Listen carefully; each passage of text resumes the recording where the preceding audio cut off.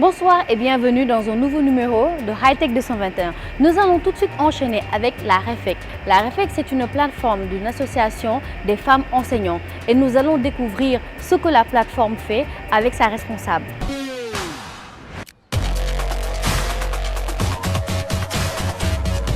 Alors, refec.org, c'est une plateforme qui nous est offerte par l'Association nationale des femmes et des TIC, le FESTIC, qui est une association qui accompagne la promotion des femmes sur le plan numérique. Donc, leur vision, c'est de faire du numérique un outil de développement socio-économique pour les femmes. Et elles accompagnent également les élèves et la formation des femmes enseignantes. C'est elles qui nous ont offert véritablement cette plateforme-là, qui est une aubaine pour nous, femmes enseignantes, car nous sommes partout dans le pays, jusque dans les villages. Et à travers le digital, à travers cette plateforme-là, ces femmes-là qui sont un peu éloignées des activités que nous menons ici à Dakar peuvent véritablement adhérer à partir de la plateforme et participer de manière active et dynamique à tout ce que nous faisons et à accompagner véritablement les combats nobles que nous menons dans le domaine de l'éducation. C'est une plateforme qui s'adresse à tout le monde parce que nous faisons beaucoup de sensibilisation pour lutter contre les violences en milieu scolaire, les violences faites aux filles surtout, mais également pour lutter contre la discrimination à l'endroit des femmes. Et ce sont des sensibilisations qui s'adressent à tout le monde. Donc ce que nous voulons, c'est une large visibilité de ce combat-là que nous menons afin de toucher le maximum de personnes. Mais elle nous permet en même temps véritablement de faire adhérer nos collègues, toutes nos collègues qui nous interpellent tout le temps dans les actions que nous menons, donc à les faire adhérer à l'association. Et à partir de là, nous avons véritablement un onglet « Rejoignez-nous » qui est dans la plateforme, qui leur permet véritablement de s'inscrire en ligne et de participer régulièrement. Vous allez sur Google, vous mettez refec.org, rf3eg.org, et vous allez voir la page d'accueil qui vous montre les images de notre journée de lancement au King Fahd. C'était le 28 juillet 2017. Et à partir de là, vous avez, à propos du REFEC, qui est un onglet dans lequel vous avez la présentation de l'association, vous avez le bureau qui est visible dans l'association, vous avez les téléchargements qui vous montrent véritablement les rapports d'activités que nous avons eu à mener, quelques activités que nous avons eu à mener, et vous avez également des vidéos de témoignages d'acteurs de l'éducation qui sont également visibles sur cet onglet-là. Voilà. Ensuite, vous avez cet onglet combien importante pour nous, celle qui dit « Rejoignez-nous » et qui s'adresse à toutes les femmes enseignantes où qu'elles se trouvent véritablement à s'inscrire en ligne et puis nous les contacterons pour que véritablement qu'elles puissent participer comme tout le monde. Dans le Tech Zoom de ce numéro, j'ai envie de mettre en valeur les femmes digitales, les femmes qui évoluent dans le digital. Alors, ce focus, c'est pour vous, mes femmes digitales.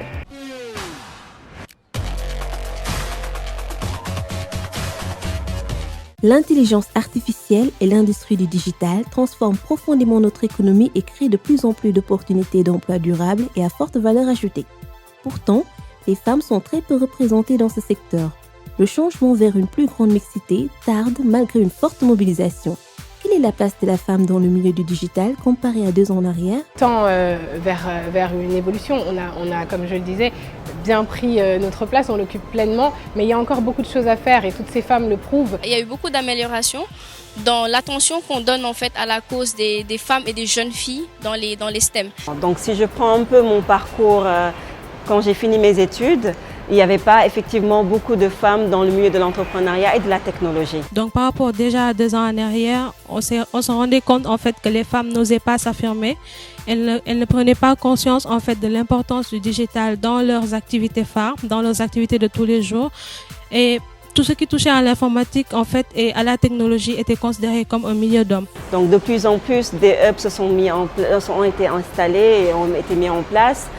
Des initiatives ont porté en fait la femme digitale au cœur du développement. Parce qu'elle est placée en haut de la pyramide des acteurs du numérique. Donc un réel boom en avant. Depuis 2 ans, l'écosystème tech numérique spécialement dédié aux femmes a eu un réel changement. Il y a 30 ans, les femmes occupaient environ 30% des fonctions techniques des métiers du numérique.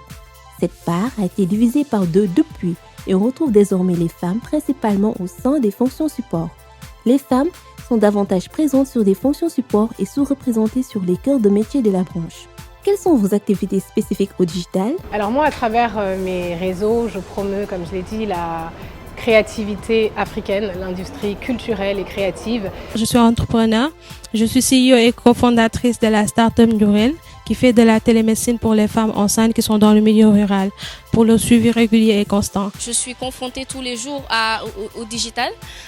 Ensuite, je crée du contenu digital en fait.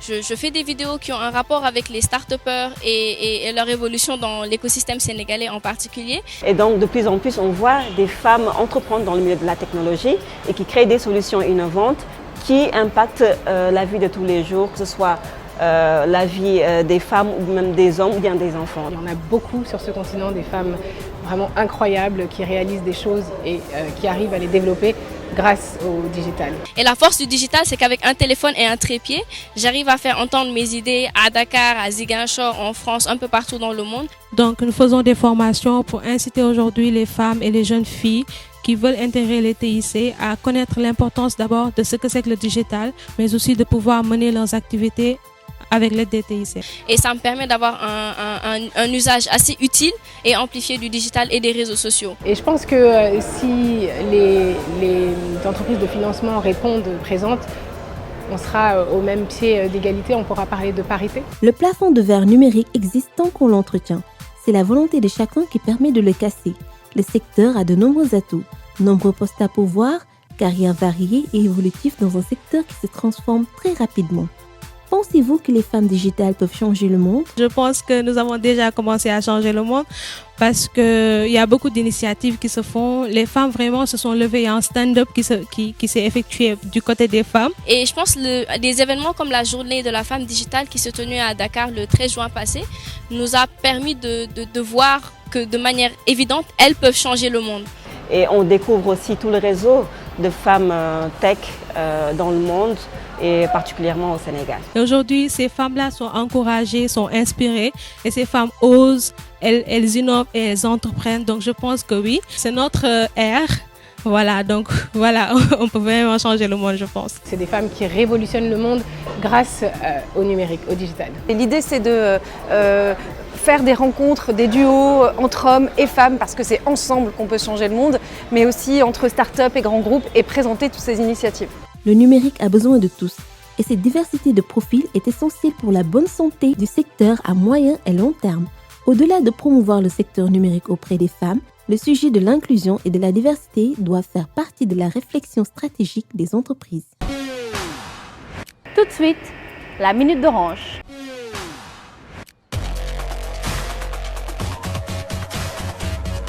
Bonjour, je suis Anta Siedi, chef de projet RSE à Sonatel. Au mois de mai, nous avons présenté le POESAM, prix Orange de l'entrepreneur social en Afrique et au Moyen-Orient. Nous remercions tous les candidats qui ont participé et nous sommes heureux aujourd'hui de vous présenter notre premier prix, M. Ben Diop, pour son projet Sen Vital.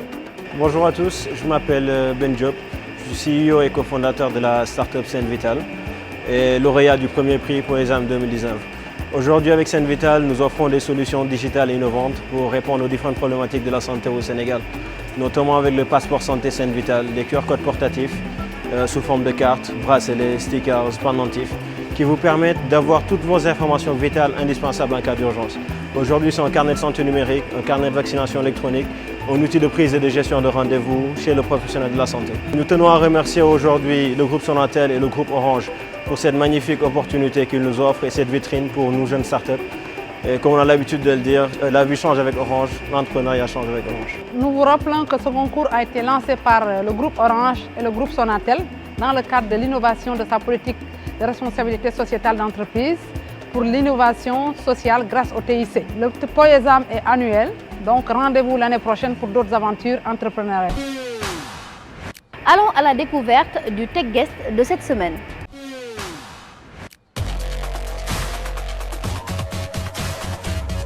Emmanuel Dior, bonjour. Bonjour Basile. Alors vous êtes le représentant de Internet sans frontières au Sénégal. Alors Mozilla vient de sortir l'édition 2019 du bulletin de santé d'Internet dans le monde, accompagné bien sûr par Internet sans frontières. Alors un rapport qui parle un peu de l'étude et représente des éléments qui concernent Internet. Vous, en tant que représentant d'Internet sans frontières, qu'est-ce qu'on peut retenir globalement de ce rapport?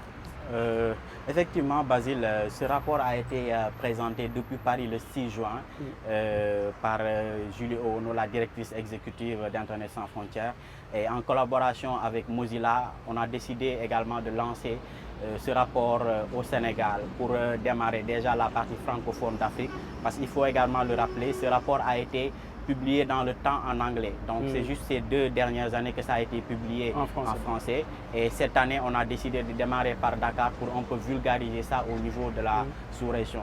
Et ce n'est pas également un rapport qui a que des statistiques ou bien qui présente une situation alarmiste de la santé d'Internet. En quelque sorte, c'est un rapport dans lequel on peut trouver tout un tas d'éléments pour permettre aux populations locales de s'approprier de la santé d'Internet et que chacun dans son milieu puisse poser des actes ou puisse identifier les actes qui nuiraient à la santé d'Internet. Donc en quelque sorte, on peut dire que ce rapport-là, c'est juste un document que les journalistes, la société civile, les blogueurs peuvent s'approprier pour mieux contribuer à la santé globale d'Internet. Est-ce qu'aujourd'hui, Internet, est-ce que cette santé est là?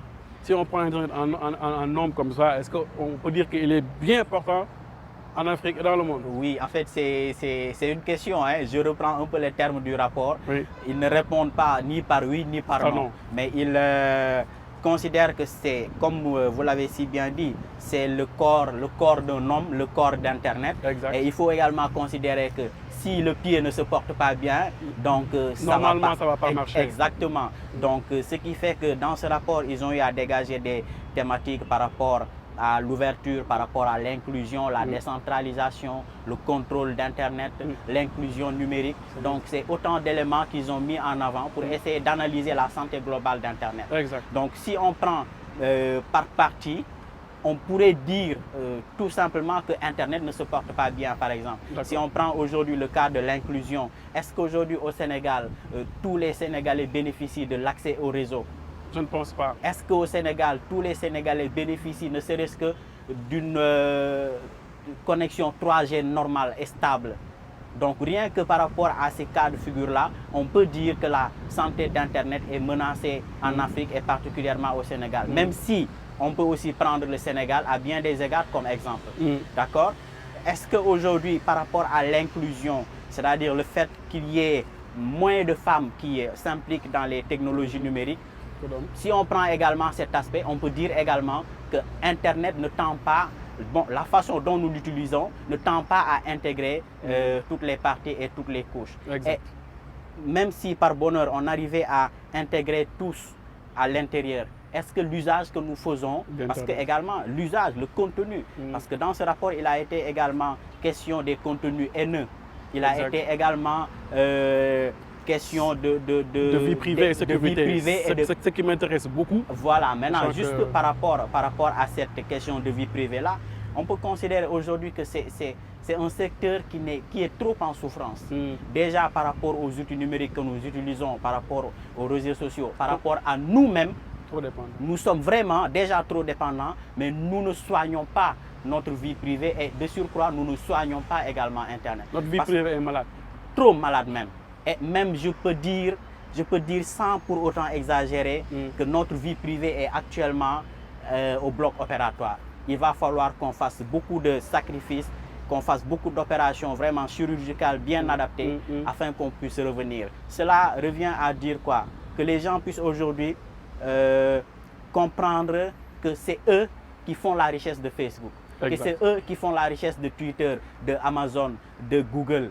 Rien que les chiffres d'affaires de Google, de Facebook, ça donne autant d'informations. C'est énorme. Ça donne autant d'informations. C'est moi, c'est vous, c'est l'internaute, le téléspectateur qui est en train de nous suivre. C'est nous tous qui contribuons. Si on devrait le dire en termes Wolof, on peut dire qu'aujourd'hui que dañuy natt ci Facebook, dañuy natt ci Twitter, dañuy natt ci Google. Exactement. Maintenant, il va falloir que nous cessions, que nous arrêtions aujourd'hui de subir. Même si on le comprend, quand Facebook nous donne son outil pour qu'on puisse à un moment donné vulgariser nos produits, parce que ça également, il faut le prendre en considération, il faut que le réseau social arrive à supporter ses coûts et ses charges. Maintenant, il faut que nous apprenions à ne pas être que le produit. À un moment donné, essayons d'être le produit. Mais est-ce qu'on a les outils capables de rivaliser en quelque sorte, de remplacer ce produit-là et de faire autre chose? C'est ça aussi le problème. Je pense que les outils sont là, mais à un moment donné, ce qui peut dépasser les outils, c'est la vulgarisation, la prise de conscience. La sensibilisation. Parce qu'on peut prendre le cas, aujourd'hui je prends un tout nouveau blogueur, quelqu'un à qui on vient de montrer comment créer un blog, on lui donne juste 2 outils. C'est quelqu'un qui sait aujourd'hui, si on coupe Internet, par où il peut passer. Ou bien parce que les gens ont tendance à quitter la coupure d'Internet pour se mettre à ralentir Internet. Exact. Donc cette personne peut savoir comment contourner le blocage, par exemple, parce qu'on lui aura montré qu'il y a tort, ou bien qu'on lui a dit qu'il y a ce VPN que tu peux utiliser, que tu peux payer à moindre coût. Donc ces personnes-là, eux, ils peuvent l'utiliser. Mais est-ce que la masse, ceux qui sont dans les régions, et même, ici en capitale, le Sénégalais lambda, est-ce qu'il arrive à prendre possession de tous ces outils-là? Donc il faut déjà qu'il y ait cette sensibilisation après la prise de conscience. Et après la prise de conscience, certainement, on va leur donner les outils qui permettront à ce que la vie privée des gens, globalement la santé d'Internet, puisse mieux se comporter au Sénégal en particulier et dans le monde. Comment les internautes qui nous écoutent ou bien les téléspectateurs qui nous regardent, comment ils peuvent se procurer de ce rapport assez intéressant et important? Alors le rapport est disponible déjà en ligne sur le site de Mozilla, sur le site également de Internet sans frontières. Donc vous pouvez trouver le rapport. Il y a la possibilité de le voir seulement à partir du site. Et je recommande vraiment à ceux qui n'ont pas envie de lire et de se concentrer de le faire à partir du site. Donc c'est bien hiérarchisé par rapport aux thématiques. Donc vous pouvez aller directement sur le site. Alors vous retrouverez l'adresse en bas pour retrouver le rapport qui est vraiment très bien fait. Exactement. Donc là je pense que c'est un outil qu'aujourd'hui même les gouvernements devraient se l'approprier pour voir également les solutions qu'on a dégagées dans ce rapport et les exemples qu'on a montrés par rapport aux coupures d'Internet qu'il y a eu dans certains pays et qui n'a pas permis de régler les solutions ou bien de régler les problèmes que les gouvernements ont pensé régler par rapport à ces coupures-là. Donc en grosso modo, ça permet de dire que ce n'est pas bien pensant de couper Internet. Il y a d'autres solutions que vous pouvez mettre en avant, permettre à tous les citoyens d'en bénéficier et également permettre à ces citoyens-là d'avoir le droit de transparence par rapport à la gestion des affaires publiques. En tout cas, merci Emmanuel. C'est vrai qu'on a juste 7 à 8 minutes pour l'émission. Je rappelle que vous êtes juriste spécialiste en TIC et vous êtes en même temps le représentant d'Internet sans frontières au Sénégal. En tout cas, merci de nous d'avoir accepté notre invitation. Le plaisir est pour moi. Merci beaucoup. Merci, on passe maintenant dans la rubrique Tech Tips. Comment protéger les mots de passe stockés dans votre navigateur Firefox?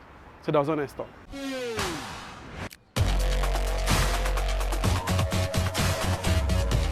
Pour le tips de ce numéro, nous allons parler de comment récupérer les données d'un disque dur externe. Le dysfonctionnement d'un disque dur externe a beaucoup de conséquences fâcheuses, dont l'éventuelle perte de données qui ont été stockées dessus. Selon la panne qui affecte le disque dur, il peut s'avérer difficile ou même impossible de récupérer les fichiers qui s'y trouvent. Quelques solutions existent néanmoins pour les pannes les plus bénignes. Plusieurs logiciels de récupération de données existent sur le marché, dont certains sont gratuits. Parmi ces logiciels gratuits, nous pouvons citer Runny Underlater, qui s'utilise assez facilement. Plutôt perfectionné, il prend en charge la récupération des fichiers comme les photos, les vidéos, les documents Word, ainsi que les programmes installés sur le disque dur défaillant. Il fonctionne en outre aussi bien que sur Windows que sur Mac. Après avoir téléchargé le logiciel, le processus de récupération des données se déroule en quelques étapes. Installez Runny Underlater sur le disque de votre ordinateur. Veuillez bien noter Ne l'installez surtout pas sur le disque dur externe dont vous souhaitez récupérer les données. Mettez le logiciel en route et sélectionnez-le en mode de récupération de votre choix. Sélectionnez le disque dur externe sur lequel vous voulez récupérer les données. Vous pouvez par ailleurs personnaliser la recherche du scan en sélectionnant le type de fichier que vous souhaitez récupérer. Une fois les fichiers identifiés, il ne vous reste plus qu'à les prévisualiser, puis à les sélectionner pour valider la restauration des données. C'était tout pour aujourd'hui. On se donne rendez-vous prochainement. Dans ce Tech World, nous allons vous présenter le Logitech R500. Vous allez sûrement vous demander ce que c'est, mais c'est surtout un objet qui va concerner ceux qui font des présentations PowerPoint. En effet, c'est un petit bouton que vous pourrez avoir, téléguidé, télécommandé et ça jusqu'à 20 mètres de distance tout en utilisant vos diapositives. Découverte.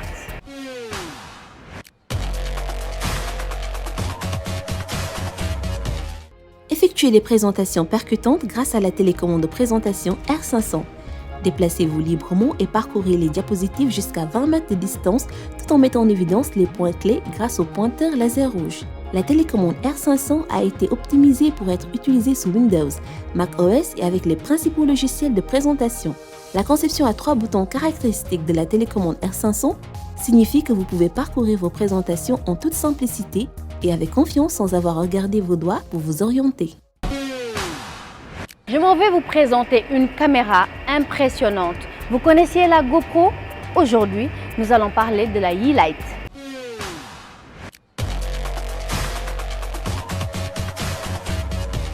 Le Yeelight est une caméra d'action complète et impressionnante, aux performances supérieures à la moyenne avec un écran tactile de haute qualité et une stabilisation d'image. Comparé à d'autres caméras d'action de moins de $100, de Drone Race à Casso et Campark, le Yeelight est un produit beaucoup plus raffiné, élégant et propre. Avec un seul bouton sur le dessus de l'appareil photo, un port de charge sur le côté, un couvercle de batterie et un support de trépied en bas et un écran tactile Gorilla Glass de 2 pouces à l'arrière. L'interface utilisateur et la facilité d'utilisation globale du Yeelight sont bien meilleures. Plutôt que de vous obliger à naviguer dans les menus en utilisant un certain nombre de touches, le menu de l'écran tactile est un jeu d'enfant à exploiter. Nous sommes arrivés à la fin de cette émission. J'espère que vous avez autant apprécié la présentation que les éléments présentés. Nous vous donnons rendez-vous dans 15 jours pour un nouveau numéro de Hightech 221.